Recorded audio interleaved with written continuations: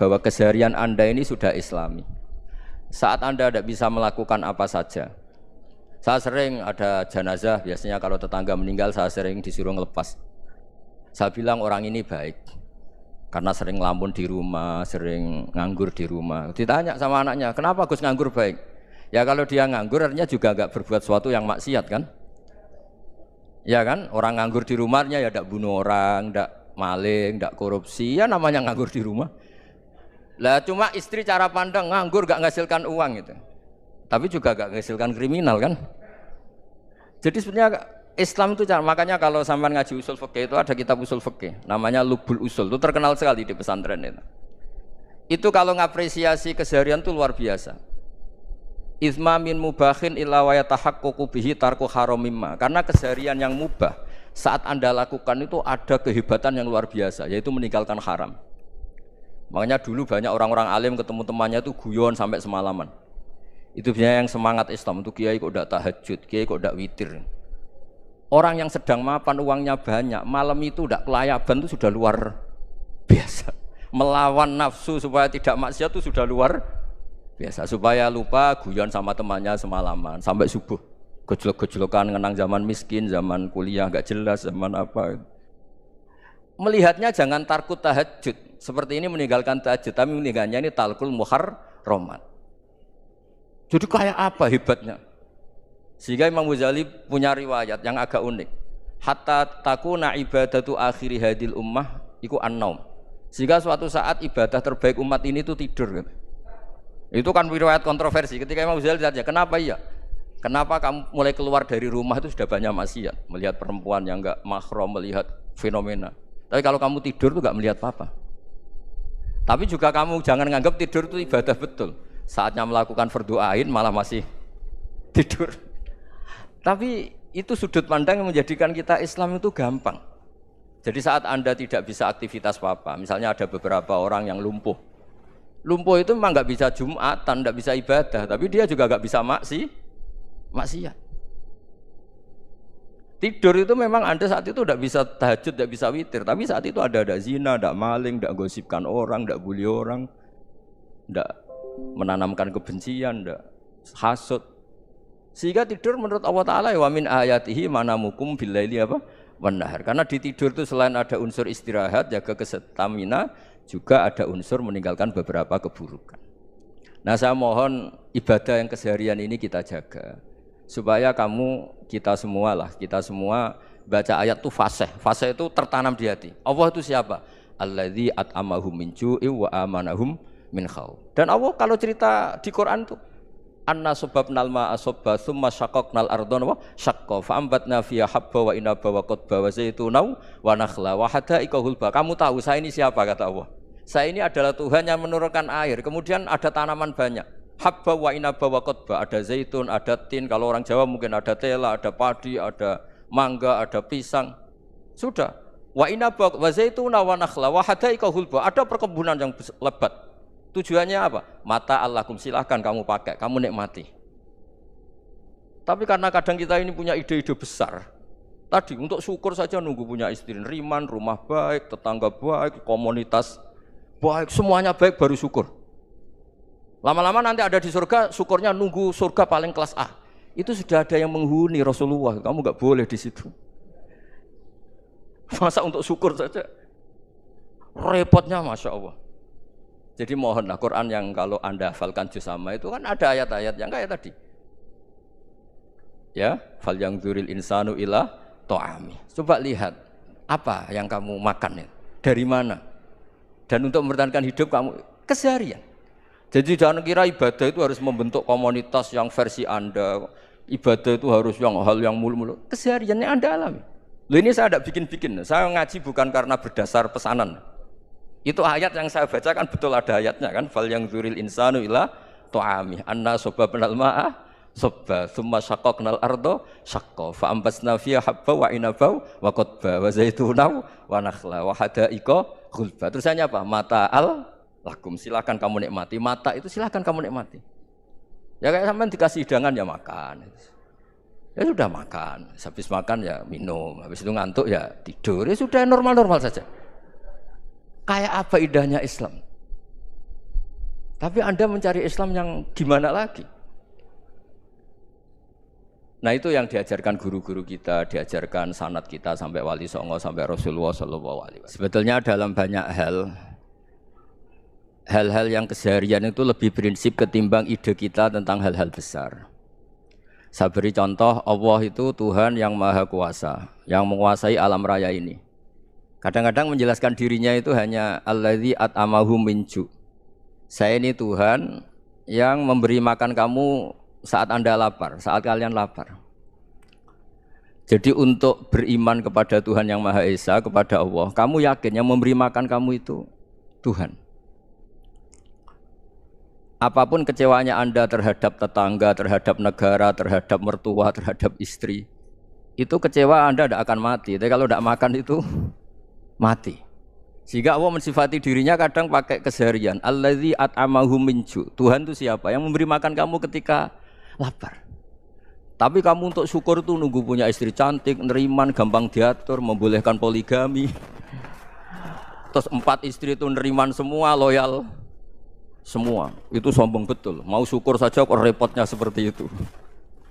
Jadi mau syukur ya ada makanan dimakan. Itu. Kalau ngantuk ya tidur. Ayatnya wa min ayatihi manamukum billaili wan nahar. Maksud ayat Allah itu tidur. Nah, keangkuhan-keangkuhan ini yang menjadikan kita itu jadi repot hidup. Wong untuk syukur kok nunggu tadi. Mertua baik, tetangga baik, istri baik. Apa saja di sekelilingnya harus baik. Nah, keinginan berlebihan ini menjadikan kita lupa ada hal-hal yang paling kita butuhkan, yaitu oksigen. Kita boleh nempat di buminya Allah.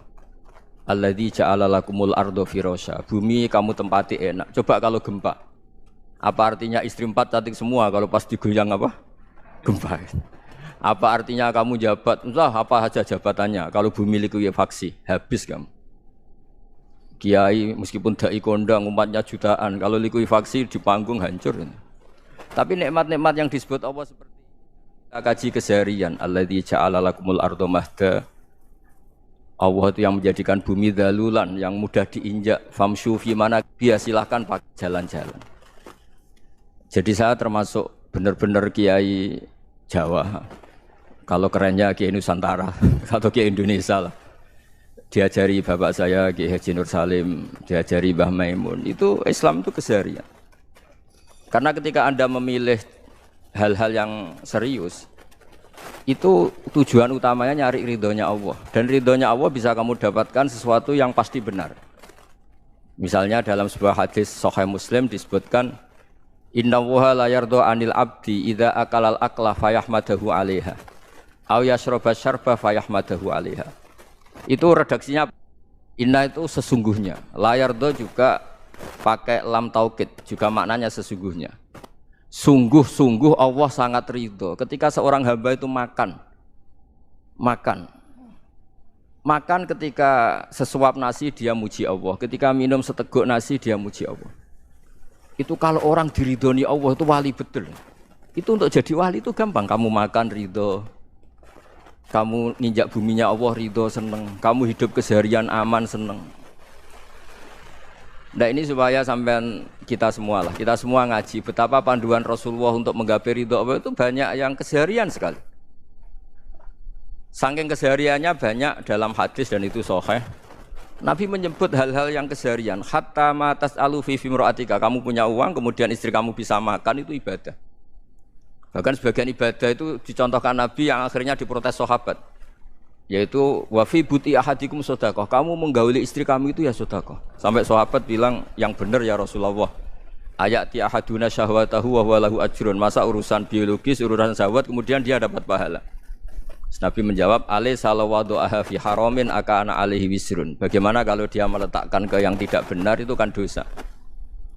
Nah, hal-hal seperti ini yang saya ingin teman-teman semua lah, semua. Saya juga agak ingin ngaji demi Anda juga agak ingin. Itu dosa sekali ngaji kok pesanan kelompok tertentu itu enggak boleh.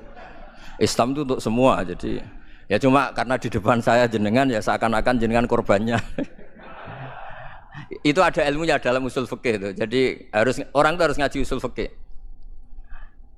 Nama yang disebut, mungkin Mas Sufyan masih ingat zaman ngaji usul fikih. Nama yang disebut itu tidak jaminan sebagai prioritas perintah. Jadi misalnya gini, kebetulan yang di depan Nabi itu Abu Dzar. Nabi ya bilang, ya Abu Dzarin ini uhibbuka misalnya, atau ya Mu'ad ini uhibbuka, atau ya Abu Hurairah ini uhibbuka misalnya. Banyaklah riwayat yang Nabi nyebut ya Abu Dzarin, ya Mu'ad, ya Abu Hurairah.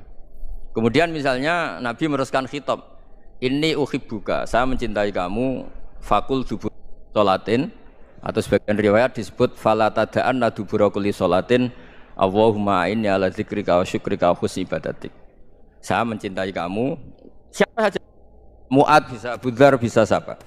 Saya mencintai kamu, mohon kalau habis sholat kamu jangan lupa wiridan Allahumma a'inni ala dzikrika wa syukrika wa husni ibadatik. Ya Allah, tolong kami permudah supaya mudah ingat engkau.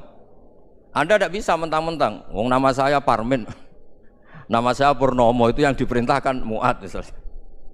Jadi yang disebut satu, tapi khitab itu untuk siapa saja. Saya teruskan ya. Jadi saya mohon semua kita melakukan kebaikan itu, kalau dalam kaidah fikih disebut al yakin la yuzalu bisyak.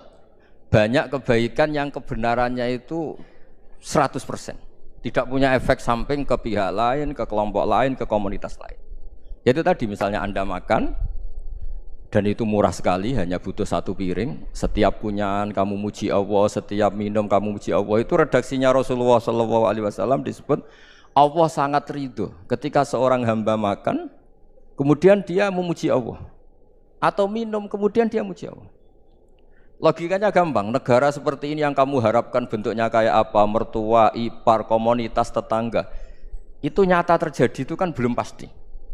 Sementara yang mesti terjadi adalah kamu butuh makan, kalau tidak mati. Butuh minum, kalau tidak mati. Butuh bumi yang nyaman ditempati, kalau tidak kita juga mati. Sebab itu Allah kalau menyebut nikmatnya itu hal-hal yang keseharian. Alladzi at'amahum min ju'. Allah itu siapa? Allah itu yang menciptakan kamu bisa makan. Tidak berlebihan. Allah itu yang menciptakan kondisi sosial itu ideal. Zaman Nabi itu ya ada orang munafik. Orang-orang pilihan Allah itu juga diuji orang sekelilingnya yang macam-macam.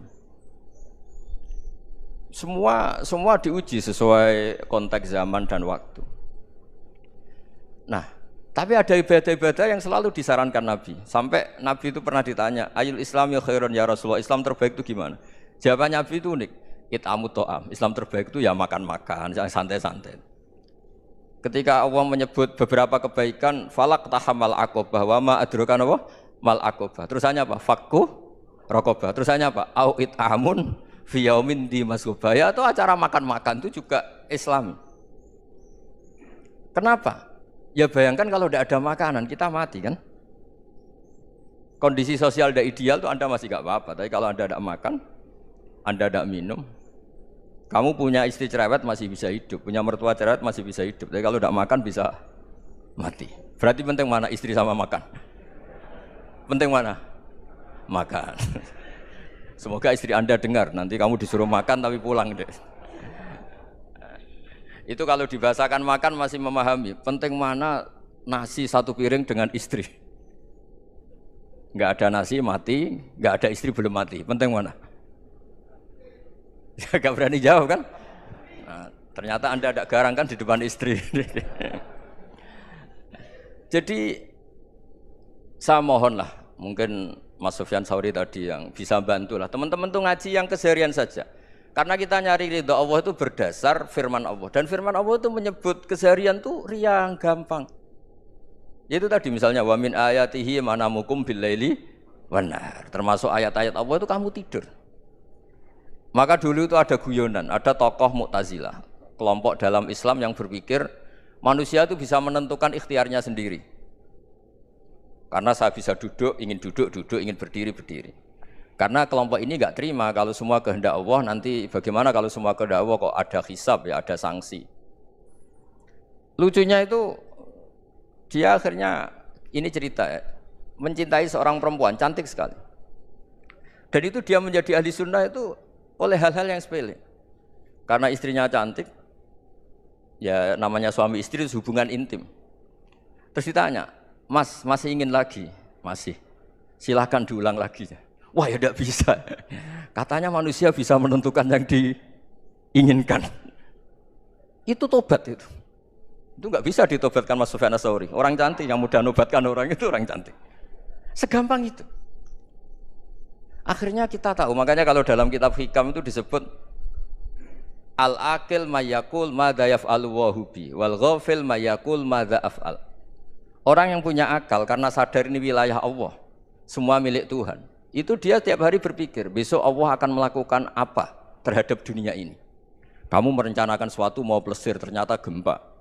Mau wisata ke Rusia ternyata perang. Kamu tidak pernah tahu apa yang akan terjadi besok. Wa ma tadri nafsum madza taksibu ghadan. Tapi anda semua kita ini sering punya jadwal permanen. Makanya saya kalau diundang siapa saja, isane takdir. Yang jelas Gus ini acara penting. Ya masih acara penting nak pangeran ngersakno apa piye? Kok ape dadi pangeran? Kamu kok mau jadi Tuhan? Itu kadang ya kiai. Penting Gus acara ini jenengan harus memastikan bisa.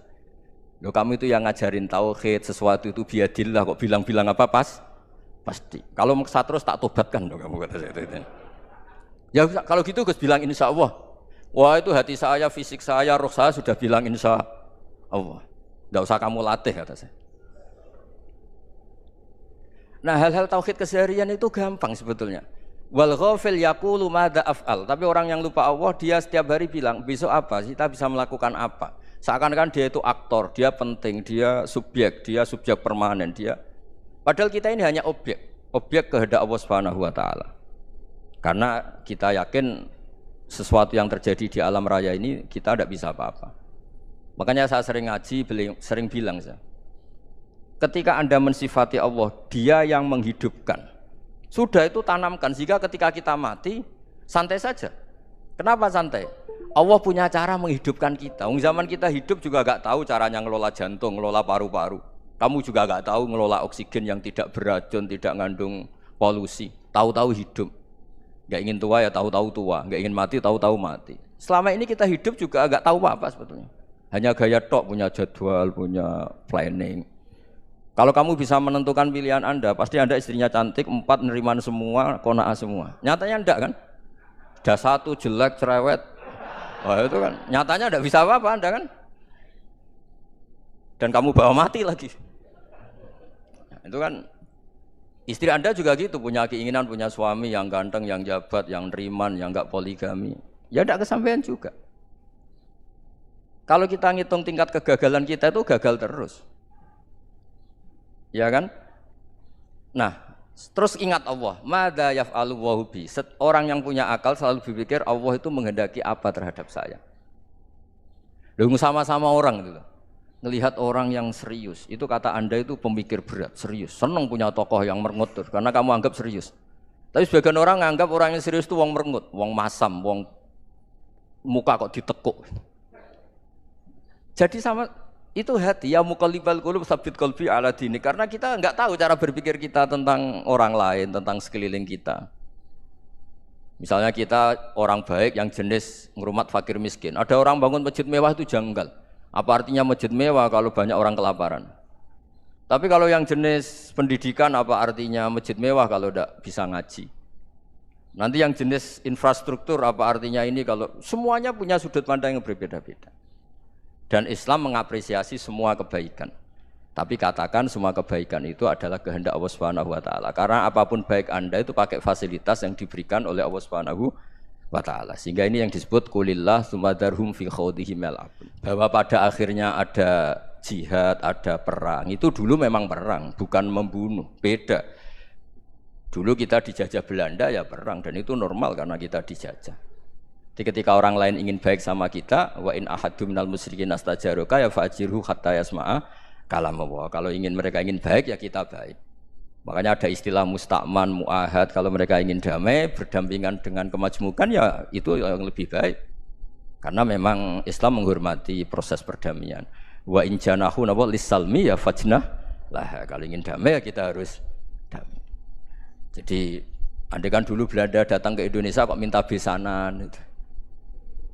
Ya mungkin kita juga seneng karena memperbaiki hidung kan kalau kita besanan gitu. Nah tapi wong jajah dulu itu kan masalah kan? Apa? Masalah kan? Jadi saya mohon jadi apa? Saya tadi minta sama Bapak Kadensus kemarin juga pernah main ke saya.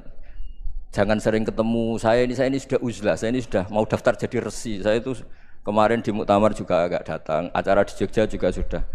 Karena memang keluarga saya dulu itu bahasa ya, bapaknya bapak saya itu enggak keluar rumah itu puluhan tahun. Memang punya adat uzlah. Ya makanya ngaji saya ngaji aja yang gampang-gampang aja, yang enggak orderan, enggak pesenan ngaji aja dulu yang gampang. Saya ikhlas, yakin betul saya ikhlas. Ikhlas itu menurut saya itu roh. Orang enggak ikhlas menurut saya itu orang aneh. Ikhlas itu gampang, sudah saya bilang. Kalau kamu yakin ilmu itu milik Allah, ngasihkan juga ikhlas itu milik Allah. Apa sih yang kamu punyai sehingga kamu tidak ikhlas? Uang milik Allah, energi kita milik Allah, bumi milik Allah. Kemudian kamu merasa memiliki. Merasa memiliki itu kalau dalam ilmu tasawuf sudah kesalahan kan. Bagaimana Anda punya? Coba tahu-tahu tanah itu kok milik Anda. Karena saya beli, Gus. Saya beli dari orang, dari Zaid. Padahal yang asli punya itu Allah. Apa benar kamu pernah beli sama Allah? Zaid ini pemilik nisbi, pemilik yang enggak sebenarnya kan. Ya enggak? Yang benar-benar pemilik itu Allah. Kok kamu ngerasa itu bumi kamu itu atas nama apa? Coba. Milik kan harus beli atau dikasih. Enggak semua kan? Nah, makanya terus famshu fi manakibiha, dan Allah menyebutnya, sudah saya ini yang menciptakan bumi. Waladzi ja'ala lakumul arda dalulan. Dan Allah menyebutnya sederhana, famshu fi manakibiha, silakan jalan-jalan. Terusannya apa? Wa kulu mirizki, silakan makan-makan. Jadi Islam itu ya makanya kiai-kiai itu ada acara makan, sampai ada guyonan fi kulli makanin makan. Di setiap tempat ya makan. Nggih ngoten nggih, pokoke sing gampang-gampang mawon nggih. Nggih Mas Sufyan nggih sing gampang-gampang mawon nggih. Assalamualaikum warahmatullahi wabarakatuh. Nama saya Wildan dari Malang. Alhamdulillah hari ini bisa bertemu dengan Gus Baha yang memang dari saya waktu di dalam udah ngikuti YouTube-nya pada masa itu. Dan di sini Gus mungkin terdiri dari banyak saudara-saudara kita yang dari berbagai tempat, berbagai karakter dan berbagai sifat.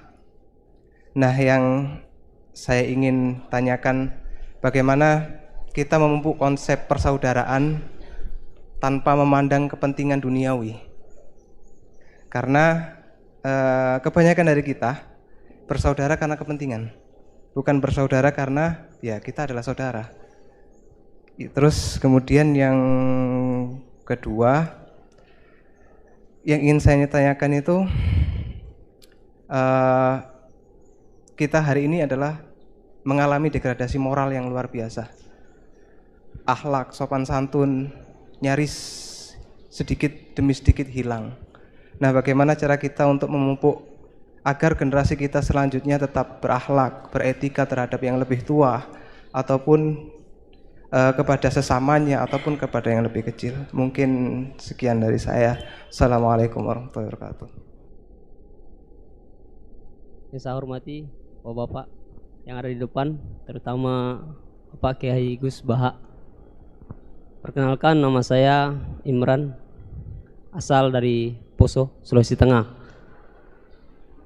Alhamdulillah pada kesempatan hari ini kita diberikan nikmat oleh Allah untuk bisa bertemu dengan Bapak Kiai yang mungkin secara pribadi dan mewakili mungkin perasaan teman-teman semua di sini, ada kerinduan, keinginan untuk berjumpa langsung dengan Kiai, dan alhamdulillah terlaksana dengan berkat artinya dari Allah Subhanahu wa taala melalui bapak-bapak kita dari Densus bisa memfasilitasi.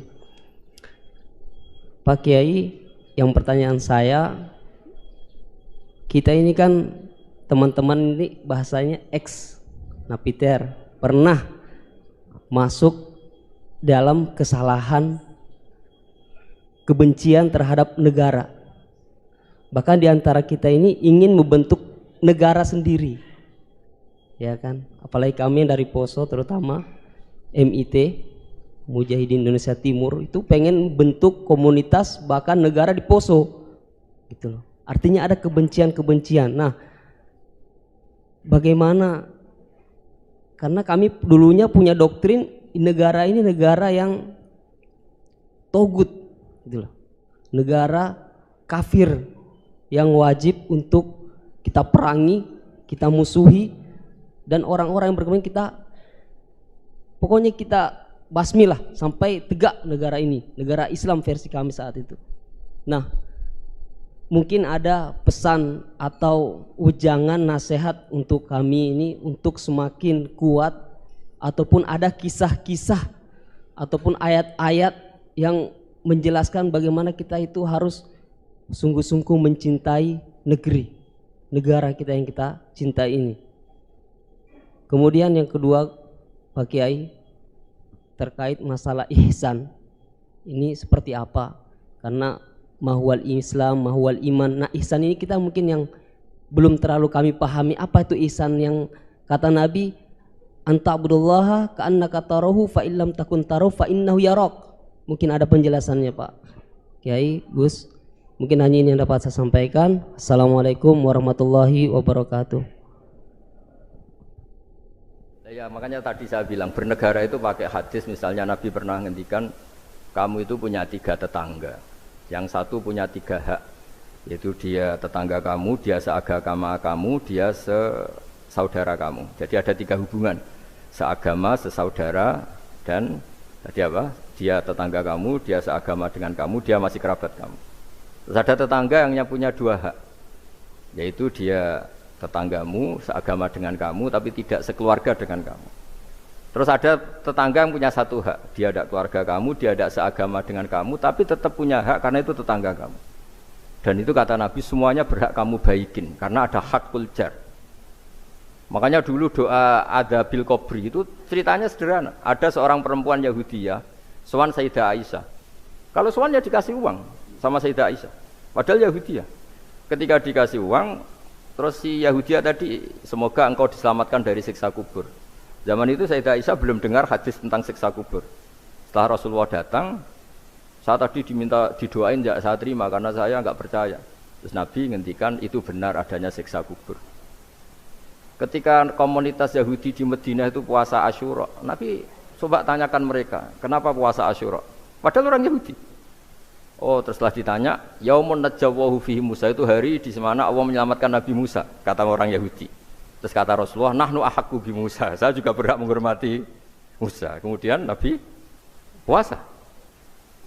Suatu saat lagi ada orang Yahudi datang, ya Rasulullah, ya Muhammad, manggilnya ya Abul Qasim karena orang Yahudi. Ya Abul Qasim, nanti nasib langit bumi ini di mana? Manusia yang sudah mati-mati di mana ketika bumi dihancurkan? Mayat-mayat yang sudah di kuburan di mana? Terus orang Yahudi tadi bilang, inna woha wadu as-samawati ala dzih wal arodina ala dzih. Soalnya Allah itu bisa saja mengelola langit bumi yang sudah hancur gini-gini. Nabi itu tertawa-tawa. Dalam sebuah riwayat disebut hatta badat nawajidu, tertawanya Nabi itu lepas sampai giginya kelihatan. Kata rawinya tasdiqan liqaulil khabri, karena Nabi membenarkan orang Yahudi tadi. Jadi intinya dalam banyak hal itu ya dicari kesamaan. Makanya kalau interaksi dengan kelompok lain, kata Nabi, la tusaddiquhum wa la tukadzibuhum. Kamu jangan mengiyakan, juga jangan menolak. Kamu tolak jangan-jangan pas yang sama dengan ajaran kita. Kamu benarkan jangan-jangan yang tidak sama. Ya sudah, kalau nggak sependapat ya jangan ngambil sikap. Nah, itu juga yang dipraktekkan Rasulullah SAW. Nabi yaqumu lailatan yuraddidu hadil ayat. Nabi pernah sholat 1 rakaat hanya ngulang 1 ayat. Itu aja gak selesai. Yaitu ngulang-ngulang ayat. Fa'aqulu kama qalal abdus sholeh in tu'adzibhum fa innahum ibaduk wa in taghfir lahum fa innaka antal azizul hakim. Pun Gusti kula nyerah. Semua ini hamba jenengan, monggo jenengan napakno sing duwe jenengan. Intinya itu ini wilayah jenengan, ndak wilayah saya. Nah, kadang-kadang kita sebagai manusia itu jumawa seakan-akan itu wilayah kita. Kita nyiksa terserah kita, mengampuni ya terserah kita. Padahal tidak milik kita. Dunia ini milik Allah Subhanahu wa ta'ala. Makanya yang terakhir saya ijazahkan ijazah bapak. Bapak saya itu orang hafal Quran, alim tapi lucu, senengannya guyon. Kalau ngajarkan saya tauhid, tasawuf itu gampang. Hak, kamu punya tetangga, punya Innova. Terus kamu berpikir, kamu miskin berpikir, itu pajaknya saja berapa? Kalau apa itu bannya sudah halus itu gantinya kayak apa, kalau rusak kayak apa. Terus kata bapak, ngora melok duwe kok mikir, ndak ikut punya kok mikir.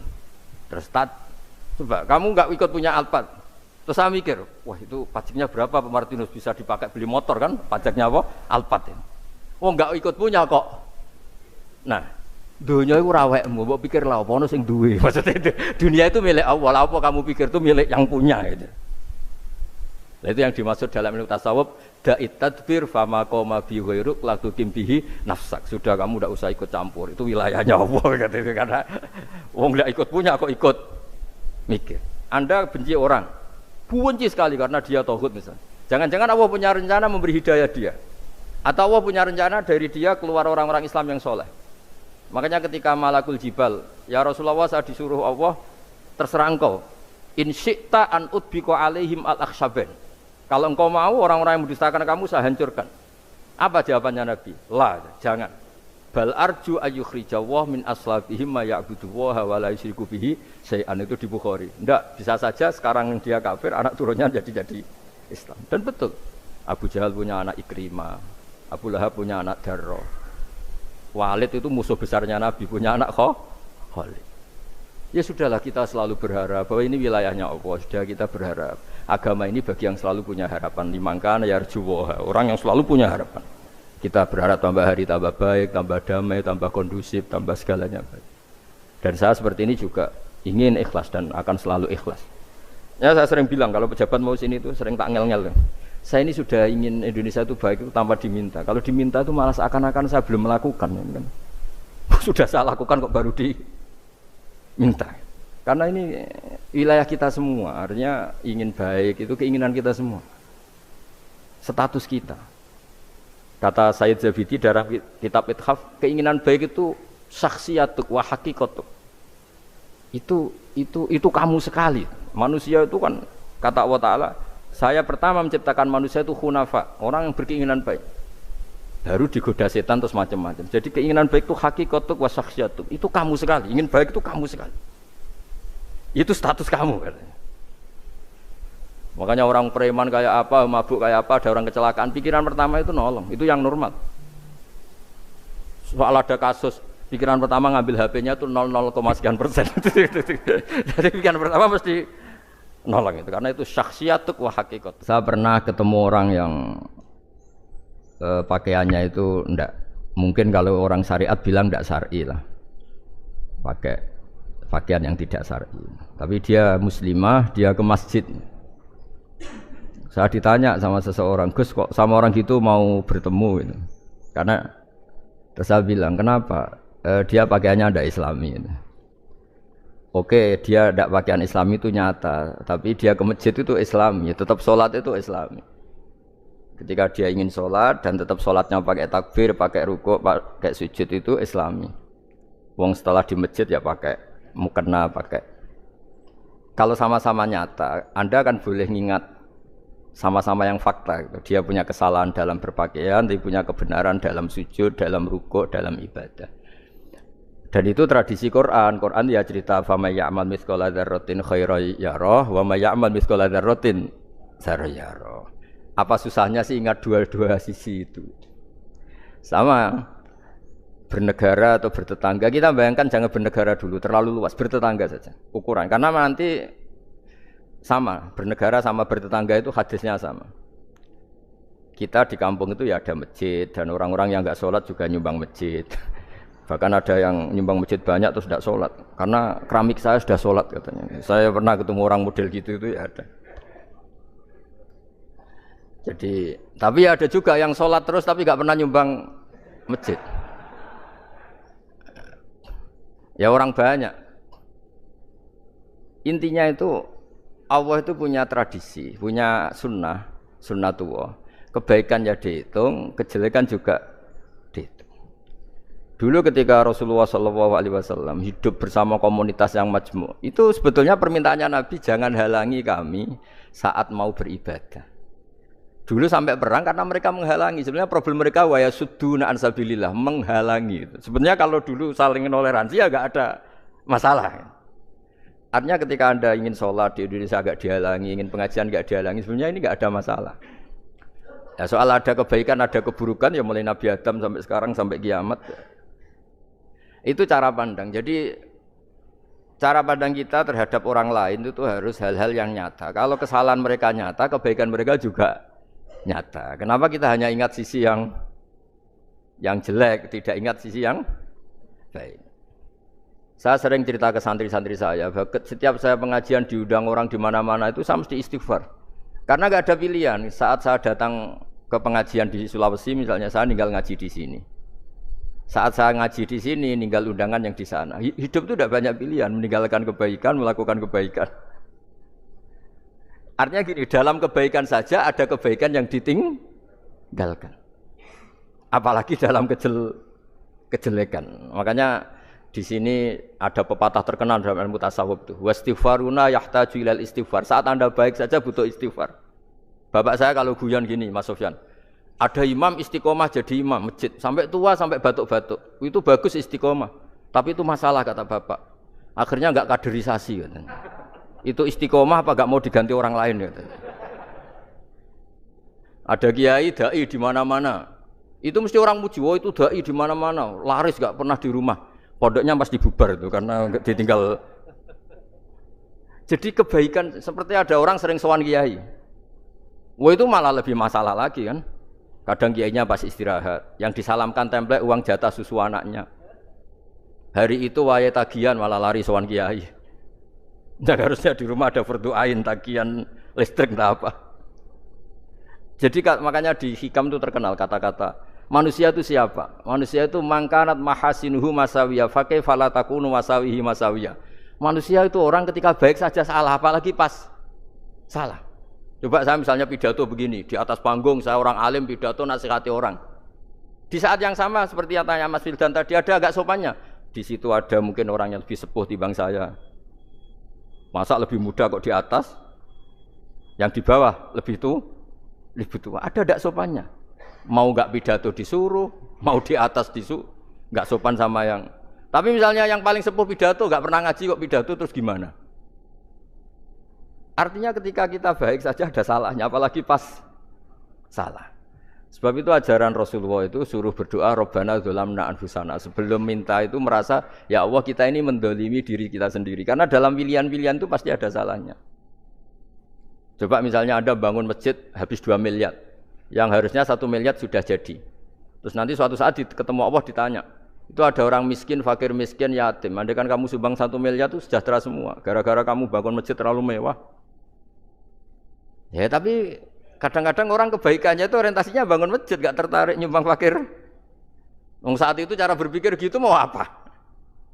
Tapi kalau dia mau luhur manusia terbaik karena bangun masjid 2 miliar, coba diaudit secara kepentingan syar'i. Penting mana dengan ngasih makan fakir miskin? Penting mana dengan menikahkan janda misalnya? Penting mana dengan pendidikan? Apa artinya masjid mewah orang nggak tahu halal haram, nggak tahu najis, nggak tahu cara sesuci, nggak tahu cara adzan yang benar. Terus penting mana untuk beli kitab sama dipakai masjid? Apa artinya beli kitab apa tapi nggak makan? Penting mana makan sama beli kitab? Ada auditnya. Makanya manusia itu ketika baik pun disuruh istighfar, apalagi ketika salah. Nah, dengan perasaan seperti itu kebencian pada orang lain luluh karena potensi baik pada orang lain ternyata tinggi. Dan potensi salah ke kita juga tinggi. Nah, dilatih gitu. Jadi di Ihya itu ada kitab tawadhu. Kitab tawadhu itu dilatih, ketemu orang tua. Huwa aksaru ibadatan. Dia mesti ibadahnya lebih banyak karena lebih tua timbang saya. Pasti sholatnya lebih lama timbang saya. Ketika Anda sudah tua melihat anak-anak, huwa aqallu minni maksiatan. Mesti maksiatnya tidak banyak karena masih kecil. Terus ketika melihat orang fasik maksiat, la'allahu yatubu alaih fa innahu tawwabur rahim. Mungkin Allah memberi tobat, bisa saja. Umar itu ingin bunuh Nabi, tapi Allah memberi tobat. Yang sowan kiai saja tidak mesti dapat tobat. Umar ingin bunuh Nabi, tapi Allah memberi tobat. Akhirnya ya tobat jadi Islam yang baik. Dalam sejarah Wali Songo, Kalijogo sowan Sunan Bonang itu ingin garong, tapi malah jadi muridnya jadi wali. Kalau Allah sudah menghendaki tidak ada ya. Perang Uhud orang Islam kalah itu karena panglimanya siapa? Khalid bin Walid. Tapi dia malah yang dapat hidayah. Nah, sama orang yang sekarang Anda benci bisa saja Allah merencanakan ada apa? Hidayah di situ. Dan kita yang merasa benar jangan saja ada rencana Allah bikin kita su'ul khotimah. Naudzubillah min dzalik, kan tidak pernah tahu. Nah, dari tidak pernah tahu itu orang diusahakan tawadhu. Wa ma adri ma yuf'alu bi wala bikum, kita tidak pernah tahu. Makanya meskipun saya ini kiai terus kata orang banyak itu ketop. Kalau istighfar ya nangis betul ya. Coba kan nggak perlu di depan umum.